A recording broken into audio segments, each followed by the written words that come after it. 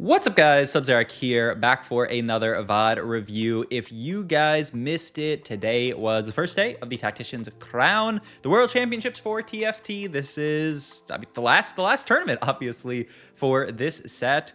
A ton of people here have been to the World Championships before. A lot of them, a decent amount of them, have won World Championships before. So it's crazy stacked and crazy just competition. I love watching stuff like this because this is the peak of TFT. This is the peak of TFT.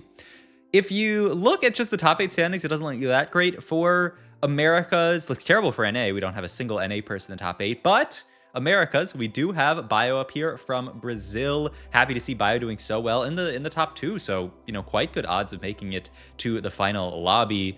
Bio is somebody who I was actually kind of worried about going into the World Championships because I was looking at a lot of his VODs. He posted his VODs of him playing in the in-houses, and the scores did not look that great, but maybe he was like, you know, limit testing some stuff, and now he's just, I mean, all that matters is your performance in the tournament, and great scores across the days. Only bot 4 being his first game, and then 2-2, 3-2, 2. So beautiful. If you are rooting for, you know, just Americas or just NA, I guess we do still have a lot of chances to get people to the final lobby. Spencer, you know, tied for 8th place here. Wage and Iverson and Dish Soap right out of there. Yuso Lucas as well. I guess not NA, but Americas. Precedent right there. The only people actually who end up eliminated after the first day are the bottom 8. So rest in peace to Kasagod, Maris, Noel, Wet Jungler, Chaos, Wenkan, Huo, and Darth Noob. All these guys sadly going home.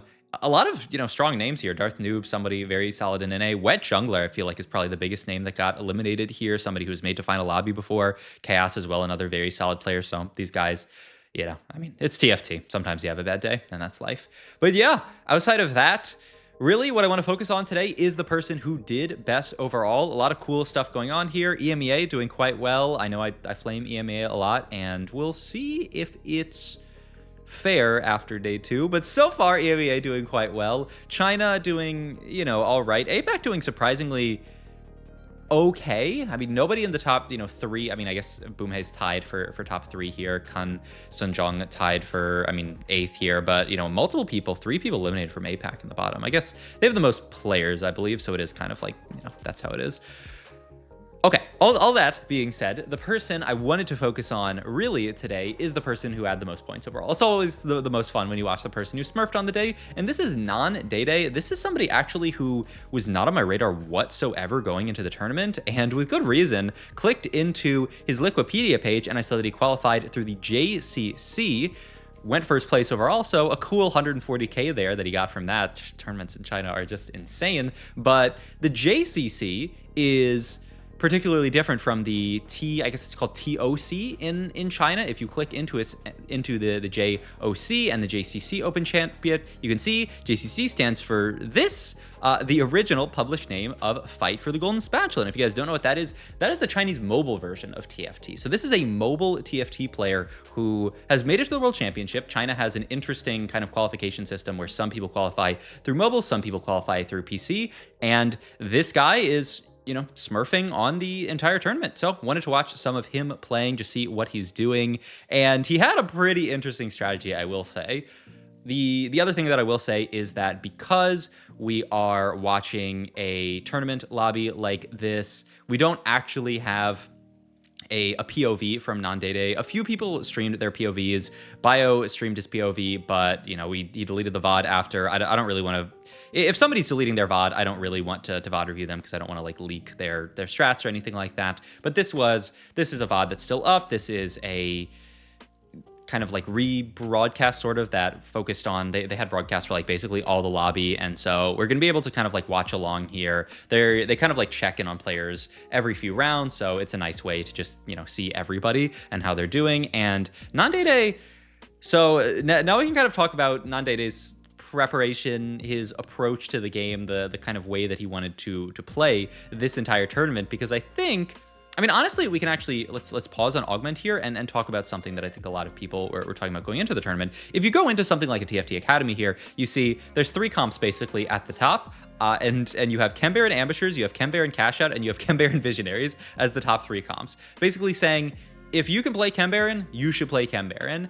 And NanDeDe definitely took that to heart I went back and looked at the games. 4 out of 6 games he played Chem Baron. So you'll see this game is a game I took a peek at it, and you'll see when we look at augments here, you can see him over the left there. Scoreboard Scrapper here. He is going to be playing a lost streak strategy, and yeah, 4 games he played a lost streak strategy into Chem Baron, into a cash out. And you know, with strategies like this, with Chem Baron, that are in a really, really strong spot, a lot of it is just optimizations, right? It's making sure that, you know, you cash out at the right time, that you don't blow your cash out. We've seen players, I remember in regionals actually, and maybe I can move, nah, I can't really move my head. They show some players in the top left, but they show people in the bottom right. It's fine for the most part.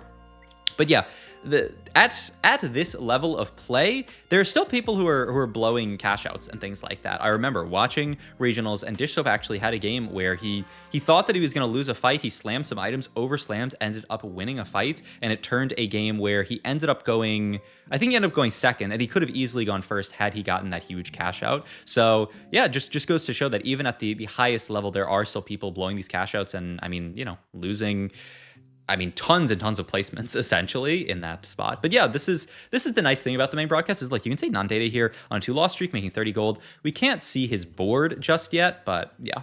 We can also see Bio in this lobby. Bio's in this lobby as well, so this will be fun to watch. Playing the Sork open here. Fantastic Sork opener, by the way, for Sork already with the Gargoyle Slam. Fantastic item onto the Swain because he is very often solo tanking. Rotate into a really strong board from Constant Jong, but we actually end up winning there. Oh my god. I mean, you can tell. It's actually kind of like 2 different sides, right? You have... Oh, what is this? Why did we pivot lobbies really quick? What the heck? Are we going to pivot back to our lobby?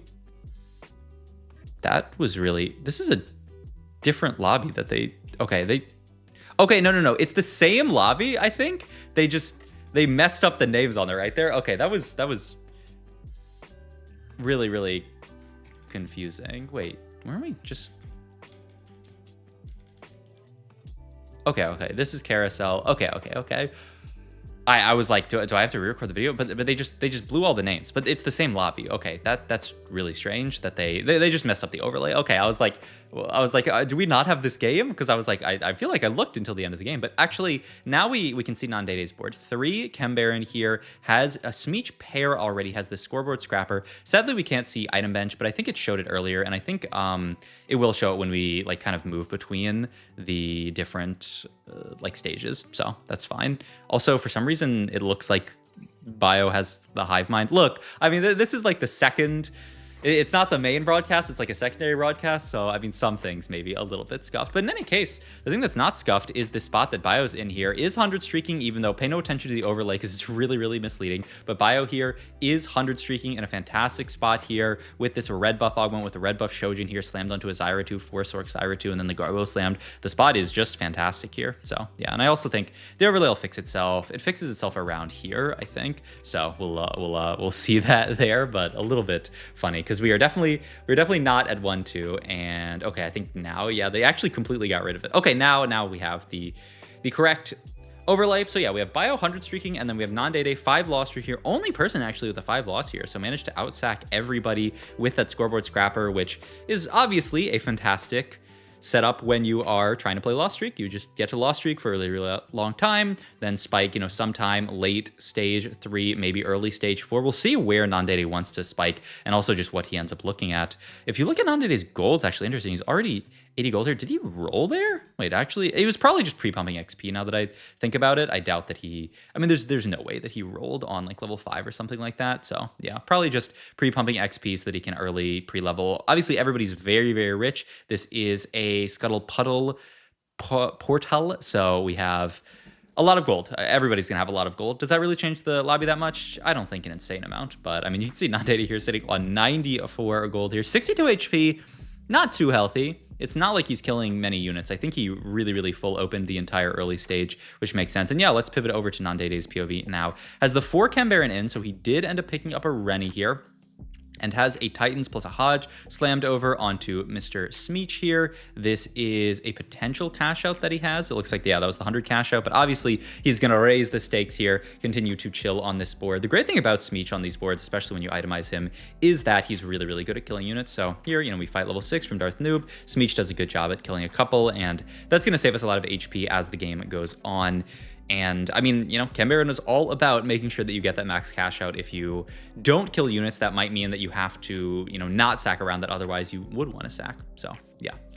We are actually, yeah, I'm kind of interested in a few things here. First of all, let's go back and look at NanDeDe. Oh yeah, this is the other thing to point out, by the way. This is a trifecta game from NanDeDe, a cool augment choice. It makes sense in this setup because, you know, when you are playing this kind of like Ambusher's version of the comp, you are playing a lot around the Smeech, a lot around the Rennie. You know, they are going to get your cash out items almost all the time. So you can be very, very happy taking something like a trifecta. So it makes sense. And yeah, now we can see everybody's Prismatics Chaos here with a cool setup, taking Pit Fighter +1, Sork +1 for, yep, that's Bio here with the Sork +1. So he probably, yeah, he has 6 Sorkin already. That is disgusting here. Also ended up moving the items over to a Vladimir too.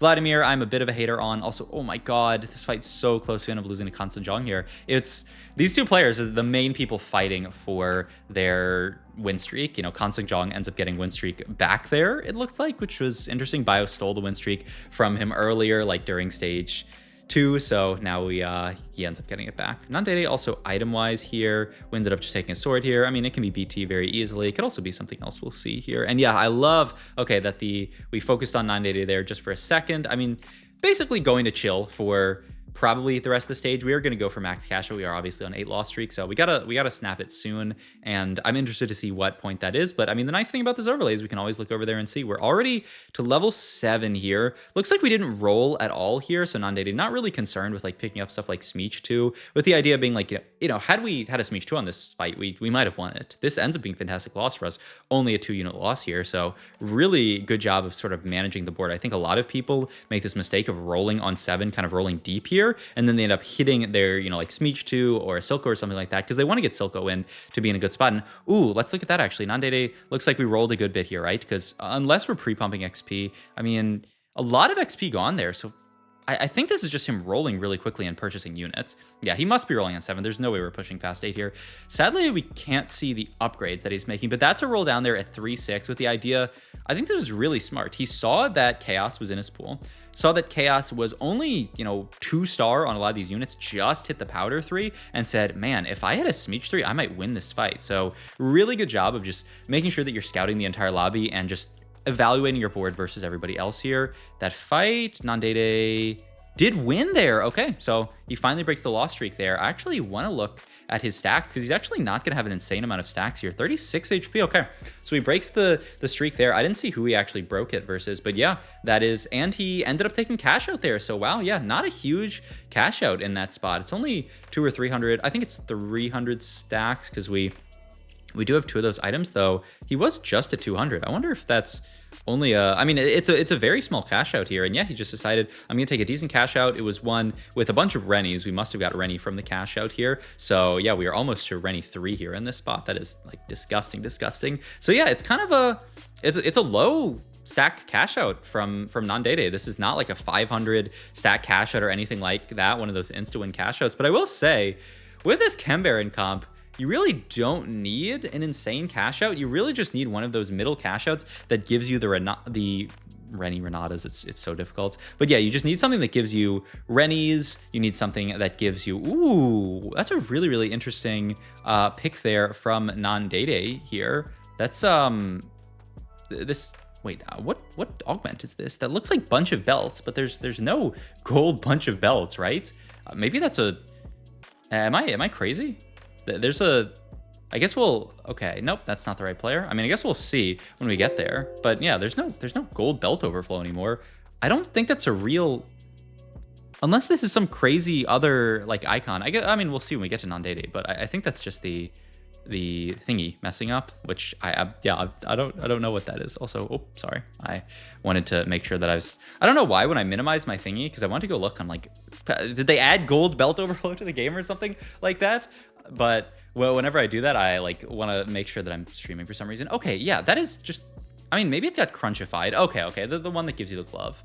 Okay, so yeah, he took the one that gives gloves so that we could get to really another item for not the Smeech actually, because we were to 3 item Smeech a while ago. He's itemizing the Camille, which is pretty interesting, and that was Camille. Yeah, it is Camille 3 if you look in the bottom left here. Managed to go for Camille 3 and almost has her fully itemized in this spot. So, I mean, in a spot like this where you are in the Scuttle Puddle portal where you have all of this extra econ, I mean, why not, right? Why not go for itemizing the Camille? I mean, you also have, we're in a spot item economy wise where we have enough items to itemize everybody, so might as well play for Camille 3 and, you know, be happy with that. Ooh, interesting setup for Chaos there with the Pit Fighter +1 onto a kind of big frontline powder. Frontline powder, man. I still like remember early on in the set when I heard people like talking about frontline powder. It's like, really, you frontline this unit? And then I saw it and like I was just like, I played a game with some people backseating me in call, some high elo players talking about like how good frontline powder was, and it was just absolutely crazy. All right, this is actually really, really nice. We're on NanDeDe's POV here for this. We actually roll past a few things. I know there are a lot of people who are pretty down on Vampiric Affinity these days. It's something that, you know, some people would take, I would say, but I think with the double healing items and double healing items here, you obviously, I mean, we have to take a Smeech Anomaly here. Bully, I mean, Bully is definitely one that I think, I mean, it's a lot of damage amp. Do you not take this here? Yeah, I feel like this is a pretty strong take here, especially with the amount of, if that gold number is correct, yeah, we only have 2 gold left here. So that was pretty stressy, but we do manage to pick up the Anomaly for the Smeech here. And so we're very, very pleased. We have 4 Ambusher in, drop down to 3 Chem Baron, because we don't need to play any extra Chem Barons in this spot. You have this very standard setup here where you play the Loris, who fills out Sentinel and fills out the Enforcer onto your board, and then you just play basically as many Ambushers as you can here, hopefully 5 to get to the end of the game. But you can see here, NanDeDe kind of mounting a win streak from this spot. We took our loss streak. Yeah, I was honestly surprised that we cashed out, you know, relatively early, but I mean, it worked. We took a very solid cash out, and I mean, winning that fight allowed us to, you know, we rolled kind of aggressively at the end of stage 3, took that cash out at 3-6. Honestly, it might have even been, we will never know because we can't see the exact fight, but I mean, it almost seems like that was a mistake. Probably wanted to lose a couple more rounds, maybe one more round, because we are pretty low here, 27 HP. If we lost 2, we could easily be dead here.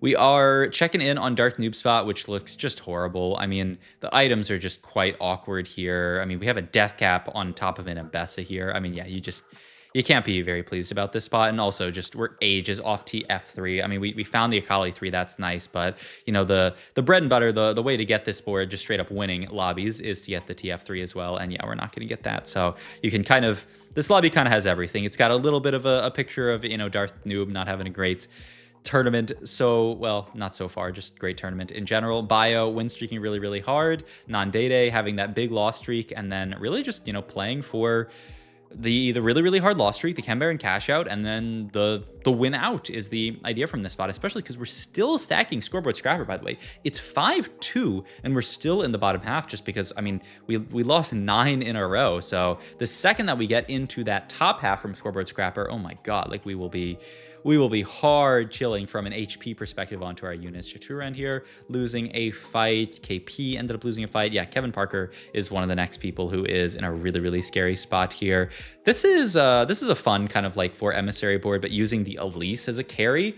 So that's pretty nice. And then Kevin Parker doing something kind of similar, playing this like kind of 4 form swap or 4 scrap is pretty cool. The only problem is 4 form swapper. I mean, really just playing it to fill out the traits, but like, we aren't actually itemizing a lot of these form swapper units, so we can't be that excited for that. Also, Bio managed to find the 3-star on the Swain, so really, really nice for him. Also, Scuttle Familiar on this. Wait, was that a Vlad 3?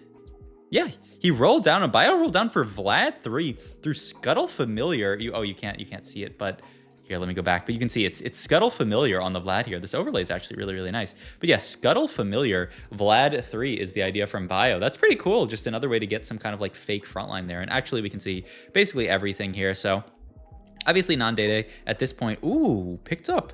We're level 8 now. We ended up picking up a Warwick actually, which is a really, really nice way to just finish off some of these units, especially when somebody like the Smeech is just jumping into backline, and then you just have a Warwick who flies in there, finishes off a unit. I mean, that's very, very nice. And you can also see the win streak. NanDeDe now in the top half. NanDeDe and KC Double are the 2 people who are streaking here. I mean, Bio's board is not bad by any means either. This is what I was kind of talking about, is like these lobbies, they just cap so high because I mean, these are the best players in the world, right? Nobody is just straight up trolling games. I mean, Bio might lose. Bio might bot 4 depending on how other people go, because I know a few people are dead already. But yeah, it almost looks like Bio's going to bot 4 this game with, I mean, a very, very strong sorcerer board. KC double here has the 6 visionary board, ended up actually hitting a new 3, which is pretty crazy. Wasn't able to get to the Rennie 3 because it was taken away from him by NanDeDe here, a Bio here.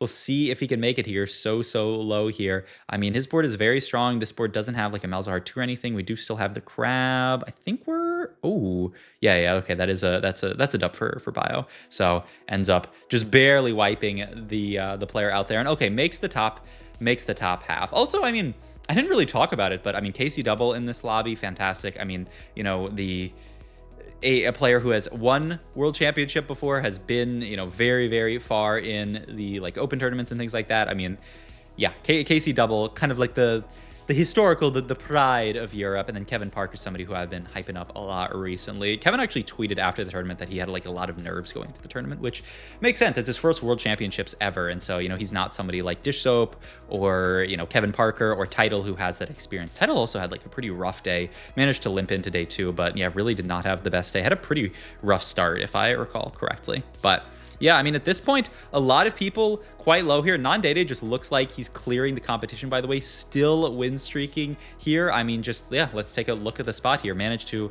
let's go back here. Yeah, let's do a little pause here. Managed to make it to level 9. So now we have, oh my God, it's so gross. We managed to get to 5 Ambusher with the Jinx, and we have the Warwick here who's starting to get some of these items. I mean, we have an embarrassment of items. We have triple item onto the Rennie with these triple items from the Chem Baron cash out, and then, you know, we have triple item here, I mean, almost triple item here, the TG here. I mean, yeah, I mean, you're pretty pleased if you're NanDeDe here, and you can see why the strategy works so well and why it's rated so highly on the tier list. If you can get some kind of lost streak augment into Chem Baron, which NanDeDe got, played really aggressively for lost streak, honestly cashed out not something crazy. I think maybe it's kind of interesting, because I think a lot of the people who did not find success with Chem Baron in this tournament took, like, you know, really close cash outs. And that's what you would think would be the way to play for wins and to play for super high cap, is to take those like crazy cash outs, drop down to 9 HP, then take a 500 stack cash out or a 400 stack cash out. But I mean, I think a lot of people ended up doing that and did not that well with Chem Baron. I haven't seen the stats for this day. I'm sure someone will end up posting them eventually. But yeah, I mean, the spot looks fantastic. NanDeDe takes the win, and it's just that easy. Is there a post-game recap? Let me see if there's a post-game. No, there's no post-game recap stream. So I'll just hop back to the last time we saw NanDeDe's board, because it was a beautiful board, and I mean, a very, you know, straightforward line to play if you obviously see yourself in the spot where you can play around Chem Baron, Lost Streak. I mean, yeah, just great setup. Managed to get to 3-star, 3-star, 3-star, capped out the board with, you know, I mean, didn't even really end up ever finding stuff like Echo 2 or Jinx 2, but really just capped out with the reroll. Didn't go for something like a Loris 3. I mean, this guy is just, it's so hard to have enough gold to buy all this stuff. And he said, you know what, I care more about hitting stuff like Camille, because I can actually, you know, be excited around itemizing her, and obviously find the Warwick is really nice. So great game from NanDeDe. I'm really excited to see day 2. Prayed for, you know, Americas to have some more people in the final 8. I mean, I want to have at least, you know, one person from Americas, but I mean, in reality, why can't we just send 8 Americas players into the final 8 and then just have a regionals? Okay, I think that's maybe literally impossible at this point, but it'll be exciting. It'll be exciting. Day 2 is tomorrow, and then we got the final day, and then after that we got set 14. So hope you guys enjoyed. If you did, please like, comment, and subscribe. Check out my Twitch, my Metafy, all my other links down below. I actually follow my Twitch if you haven't already, because I am going to be streaming a lot more going into the new set. I might even stream Sunday after they do their new set reveal. I'm considering it, so go follow that down below, and I'll see you guys then. Thanks as always for watching.